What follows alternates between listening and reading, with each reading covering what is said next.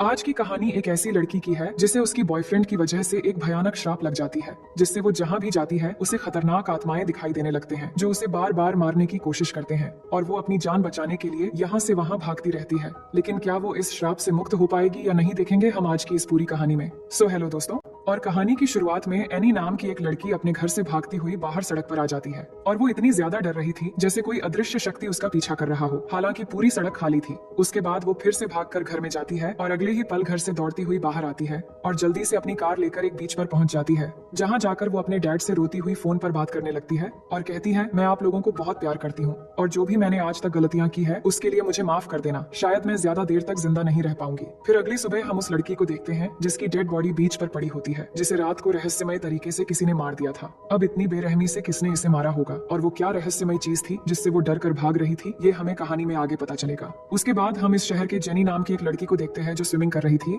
तभी उसकी सिस्टर केली वहां पर आती है और उसके न्यू बॉयफ्रेंड हैरी के बारे में पूछती है। तो जेनी बताती है कि आज रात वो अपने न्यू बॉयफ्रेंड के साथ डेट पर जाने वाली है। इसके बाद जब वो घर के अंदर आती है तो देखती है कि उससे मिलने के लिए दो फ्रेंड्स आए हैं जिनका नाम है पॉल और यारा। लेकिन पॉल ये सुनकर अपसेट होकर बैठा हुआ था कि जेनी अपने नए बॉयफ्रेंड के साथ डेट में जा रही है, क्योंकि वो जेनी को मन ही मन बहुत पसंद करता था। फिर अगले सीन में हम देखते हैं जेनी अपने बॉयफ्रेंड के साथ मूवी देखने के लिए जाती है, लेकिन इस दौरान हैरी को एक लड़की येलो ड्रेस में दिखती है। तो हैरी जेनी से पूछता है, क्या तुम्हें वहाँ येलो ड्रेस में एक लड़की दिख रही है? तो जेनी कहती है कि नहीं, मुझे कोई भी लड़की नहीं दिख रही। ये सुनकर हैरी बहुत ज्यादा घबरा जाता है और वहाँ से जेनी को लेकर बाहर आ जाता है। फिर रात को वो दोनों एक रेस्टोरेंट में जाकर डिनर करते हैं, जिससे दोनों में काफी जान पहचान हो जाती है। इसके बाद अगले दिन शाम को दोनों एक बीच में जाते हैं और वहाँ बैठकर बातें करते हुए दोनों किस करने लगते हैं। तो जेनी उसे कहती है कि हमें कार में चले जाना चाहिए। इसके बाद दोनों कार में आकर तूफान और भूकंप की मजे लेने लगते हैं। जेनी की ये पहली डेट थी और इस एंजॉयमेंट से वो बहुत खुश हो जाती है। लेकिन उसके बाद अचानक हैरी जेनी को बेहोश कर देता है। फिर जब जेनी को होश आता है तो वो खुद को एक व्हील चेयर पर बंधी हुई देखती है और हैरी उसके आसपास ही था, जो टॉर्च जलाकर किसी को ढूंढते हुए जेनी से बातें करने लगता है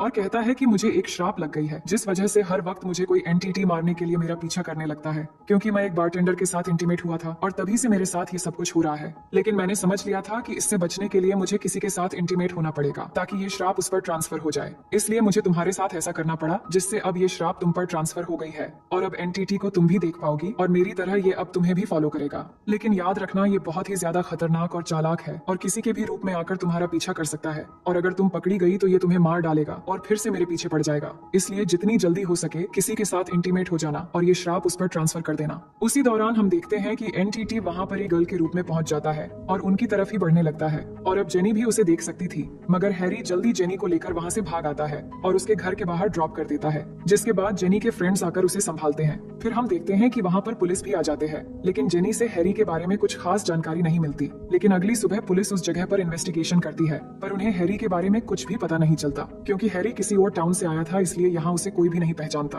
अब कुछ दिनों बाद हम देखते हैं जेनी अपने स्कूल जाती है और जब क्लास चल रही थी तभी वो बाहर एक बूढ़ी औरत को देखती है जो कि हॉस्पिटल गाउन पहनकर उसकी तरफ आ रही थी। तो वो समझ जाती है कि ये वही एंटिटी है, जिसके बाद वो डरकर क्लासरूम से भाग आती है। लेकिन अब भी वो बूढ़ी औरत धीरे धीरे चलते हुए उसको फॉलो करती हुई पीछे आने लगती है। पर जेनी जल्दी से कार लेकर अपने घर चली आती है और घर आने के बाद ये बात वो केली और पॉल को बताती है, पर वो दोनों उसका विश्वास नहीं कर पा रहे थे। लेकिन इस बात पर पॉल कहता है कि आज रात वो जेनी के घर ही रुकेगा और पूरी रात नजर रखेगा। तो रात होने के बाद जेनी अपनी बहन केली के पास सो रही थी, लेकिन उसे नींद नहीं आ रही थी, तो वो पॉल के पास आ जाती है जहाँ वो सोफे पे बैठकर टीवी देख रहा था। अब दोनों आपस में बातें कर रहे होते हैं, तभी अचानक उन्हें किचन की तरफ से कांच टूटने की आवाज सुनाई देती है। तो पॉल जाकर चेक करता है और फिर जेनी से आकर कहता है किचन की कांच टूट गई है, लेकिन वहाँ पर कोई भी नहीं है। जिसके बाद वो केली को बुलाने के लिए ऊपर जाता है, तो जेनी वहाँ से उठकर किचन में जाती है और तभी वहाँ पर उसे वही एंटिटी दिखती है जो एक डरावनी लड़की के रूप में धीरे धीरे उसकी तरफ आ रही होती है और ये देखकर वो बहुत ज्यादा डर जाती है और भागते हुए अपने रूम में आकर दरवाजा लॉक कर देती है। जिसके बाद वहाँ केली और पॉल आकर दरवाजा खोलने को कहते हैं तो वो खोल देती है, लेकिन वो एंटिटी को नहीं देख पा रहे थे, इसलिए वो उस पर विश्वास नहीं कर पा रहे थे। तभी कोई और आकर दरवाजा नॉक करने लगता है तो सभी डर जाते हैं, पर दरवाजा खोलने पर वहाँ पर यारा होती है। तभी यारा के पीछे से एंटिटी भी आ जाता है, जिसे देखते ही जेनी डर के मारे घर के बैल्कनी से कूदकर बाहर आ जाती है और एक साइकिल लेकर भागते हुए एक प्लेग्राउंड में आकर वहाँ बैठ जाती है। फिर कुछ देर बाद उसके सभी फ्रेंड्स भी उसे ढूंढते हुए वहाँ आ जाते हैं, जिनके साथ उनके नेबर ग्रेग भी था।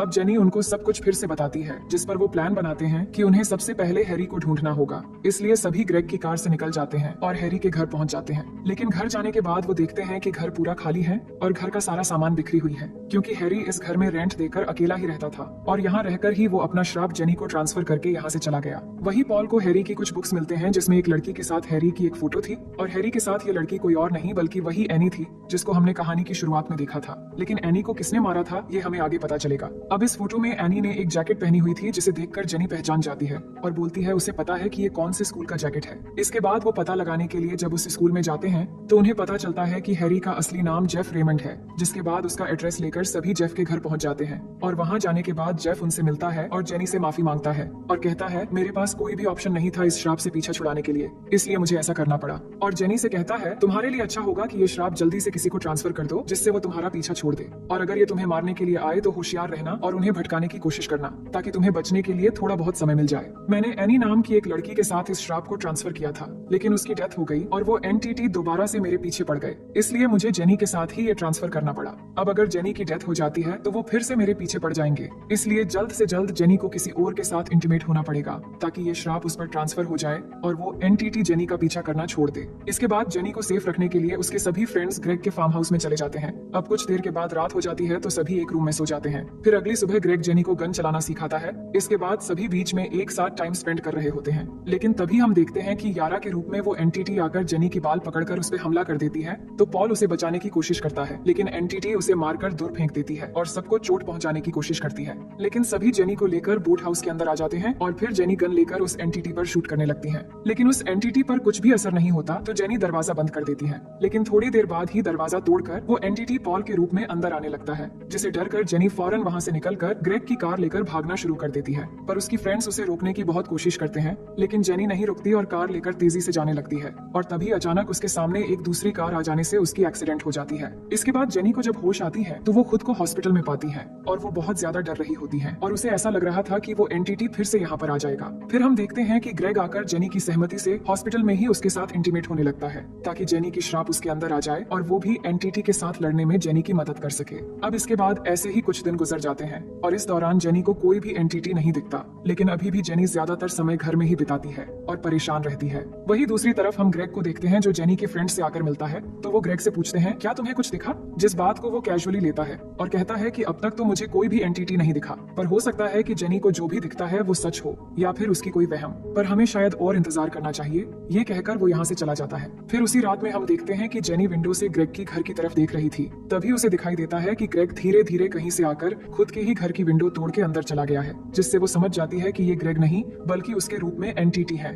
तो वो फौरन ग्रेग को कॉल करती है पर उसका कॉल बिजी होता है, तो वो जल्दी से ग्रेग के घर की तरफ भागती है और उसी विंडो से वो भी अंदर चली जाती है। फिर वो जब ग्रेग को होशियार करने के लिए उसकी रूम की तरफ जाती है तो वो देखती है कि अब वो एनटीटी ग्रेग की मॉम की शक्ल में डोर नॉक कर रही है। तभी जेनी चिल्लाकर कहती है ग्रेग प्लीज दरवाजा मत खोलना, तुम्हारी जान खतरे में है। पर ग्रेग को कुछ समझ नहीं आता और वो दरवाजा खोल देता है और दरवाजा खोलते ही वो एनटीटी ग्रेग पर टूट पड़ता है और उसे जान से मार देता है। और ये सब देखकर जेनी बहुत ज्यादा डर जाती है और वहाँ से निकलकर कार लेकर भागने लगती है। तभी वो देखती है कि एनटीटी अब उसके पीछे पड़ गई है तो वो कार नहीं रोकती और यहाँ से दूर भागकर एक जगह पर कार में ही रात गुजारती है। फिर अगले दिन सुबह कार लेकर वो घर में आ जाती है जहाँ पॉल आकर जेनी से कहता है कि मैं तुम्हारे साथ इंटीमेट होना चाहता हूँ ताकि ये एनटीटी मेरे पीछे पड़ जाए। लेकिन जेनी इस बात से इनकार कर देती है और कहती है ये एनटीटी एक एक करके हम सबको मार डालेगी। फिर अगले सीन में हम देखते हैं जेनी और उसके सारे फ्रेंड्स एनटीटी को मारने के लिए एक प्लान बनाते हैं और सब कार लेकर घर से दूर एक स्विमिंग पूल में जाते हैं, जहाँ जाने के बाद पूल के चारों तरफ वो बहुत सारे इलेक्ट्रिक मशीन रख देते हैं। दरअसल उनका प्लान था कि जब वो एनटीटी जेनी को ढूंढते हुए यहाँ पर आएगा तो वो इलेक्ट्रिक शॉक देकर एनटीटी को मार डालेंगे। उसके बाद जेनी पूल में उतरकर एनटीटी के आने का इंतजार करने लगती है और बहुत देर इंतजार करने के बाद हम देखते हैं एनटीटी वहाँ पर आ जाता है, लेकिन वो आकर पूल में नहीं उतरता क्योंकि वो शायद उनका प्लान समझ चुका था। इसलिए वो एक एक करके इलेक्ट्रिक मशीन जेनी के ऊपर ही फेंकने लगता है, जिससे वो जख्मी होने लगती है और इस तरह वो पूल के अंदर मुसीबत में पड़ जाती है। लेकिन तभी पॉल एक गन लेकर उस एनटीटी पर शूट करने वाला होता है, लेकिन वो उसे दिख ही नहीं रहा था। तभी केली उस एनटीटी पर एक कपड़ा डाल देती है और फिर पॉल उसे शूट कर देता है और वो पानी में गिर जाता है। अब इसके बाद वो जेनी को पूल से बाहर ला पाते, तभी वो एनटीटी उसकी पैर पकड़कर फिर से पानी में खींच लेता है। तो पॉल एनटीटी पर फिर से गोलियां चलाने लगता है, जिससे एक गोली जाकर एनटीटी के सर में लगता है और वो जेनी को छोड़ देता है। इसके बाद वो जेनी को पूल से बाहर निकाल लेते हैं, लेकिन अब उन्हें वो एनटीटी चारों तरफ दिख तो नहीं रहा था, पर उसके ब्लड से पूल का सारा पानी धीरे धीरे रेड हो जाता है। लेकिन उन्हें अभी भी डाउट था कि एनटीटी मर गया है या नहीं, क्योंकि सबकी तरह जेनी ने भी सिर्फ उसका ब्लड ही देखा है। इसीलिए घर आकर ना चाहकर भी जेनी को पॉल की बात माननी पड़ती है और वो पॉल के साथ इंटीमेट हो जाती है ताकि पॉल उसकी मदद कर पाए। अब ऐसे ही कुछ दिन गुजरते हैं और दोनों को अब कोई कोई भी एंटिटी नहीं दिखता और उन्हें लगने लगा था कि शायद एंटिटी मर गया है और उनके पीछे अब नहीं आएगा। लेकिन हम कहानी के आखिर में देखते हैं कि जब पॉल और जेनी हाथ पकड़ के एक साथ चल रहे थे, तभी एक एंटिटी उनके पीछे से आ रहा होता है और इसी सीन के साथ ये कहानी यहीं पर खत्म हो जाती है।